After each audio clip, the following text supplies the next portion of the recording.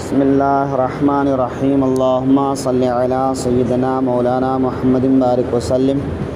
صلاۃ و سلام علیک یا رسول اللہ صلی اللہ علیہ وسلم۔ تفسیر کے سلسلے میں کل یہ بتایا گیا تھا کہ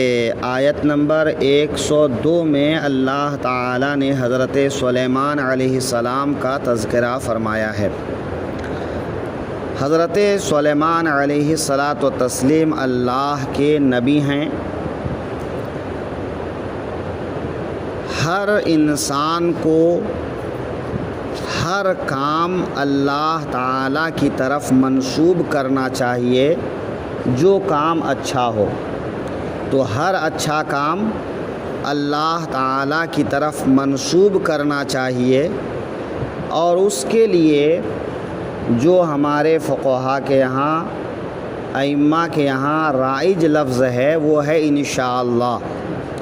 کہ جب کوئی کام کرنے لگے تو اس کام سے پہلے کیا کہے، انشاءاللہ یہ کام کروں گا، تو اس میں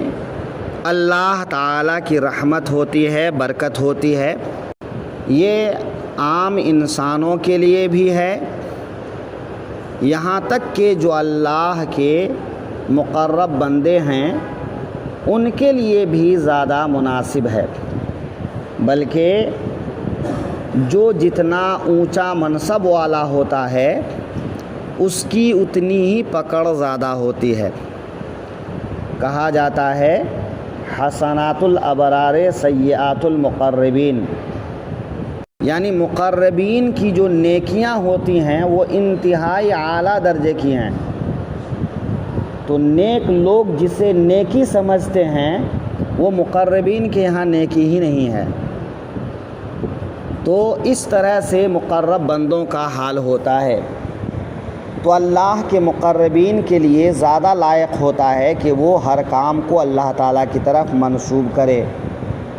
لیکن انبیاء کرام سے بھی ایسا ہوا ہے کہ کسی کام کو اللہ کی طرف منسوب نہیں کیے تو اللہ تعالیٰ نے فوراً اس سلسلے میں انبیاء کرام کو صحیح رہنمائی فرمایا اور ان کو آئندہ کے لیے یہ طریقہ بتایا کہ اپنا ہر کام اللہ کی طرف منسوب کرتے ہوئے کریں۔ ایک دفعہ حضرت موسیٰ علیہ السلام نے ایسے ہی کہہ دیا، علم کو اللہ کی طرف منسوب کرنے کے بجائے کہہ دیا میں سب سے بڑا عالم ہوں، تو وہاں پر بھی اللہ تعالیٰ نے ان کی رہنمائی کی۔ تو حضرت سلیمان علیہ السلام بھی ایسا ہی کہے۔ ایک مرتبہ ہمارے آقا صلی اللہ علیہ وسلم نے بھی ایسے ہی کہا، تو اللہ تعالیٰ نے ایسے موقع پر انبیاء کرام کی صحیح رہنمائی فرمائی۔ حضرت سلیمان علیہ السلام کا تذکرہ بخاری شریف میں اس طرح آیا ہے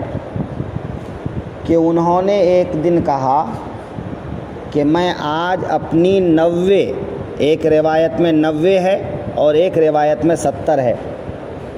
کہ میں آج اپنی 90 بیویوں سے ہم بستری کروں گا اور ہر بیوی سے ایک بیٹا پیدا ہوگا، اور وہ بیٹا گھوڑ سوار مجاہد ہوگا جو اللہ کی راہ میں جہاد کرے گا۔ تو ظاہر سی بات ہے کہ یہ ایک اچھی تمنا تھی کہ بھئی کسی کا 90 بیٹا اللہ کی راہ میں جہاد کرے، یہ کتنی خوشی کی بات ہے۔ لیکن حضرت سلیمان علیہ السلام یہ کہتے وقت جو ہے انشاءاللہ نہیں کہے، تو ایسا ہوا کہ اس رات جن بیویوں سے انہوں نے ہم بستری کی ان میں سے کوئی بھی حاملہ نہیں ہوئی سوائے ایک کے، اور ایک بیوی جو حاملہ ہوئی ان سے جو بچہ پیدا ہوا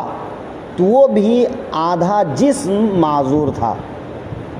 کہ آدھا جسم حرکت کرتا تھا اور دوسرا آدھا جسم جو ہے معذور تھا۔ تو اس طرح سے جو ہے اللہ تعالیٰ نے آزمائش میں ڈالا، تو اللہ تعالیٰ یہی چاہتا ہے کہ ہم بندگان خدا جب بھی کوئی کام کریں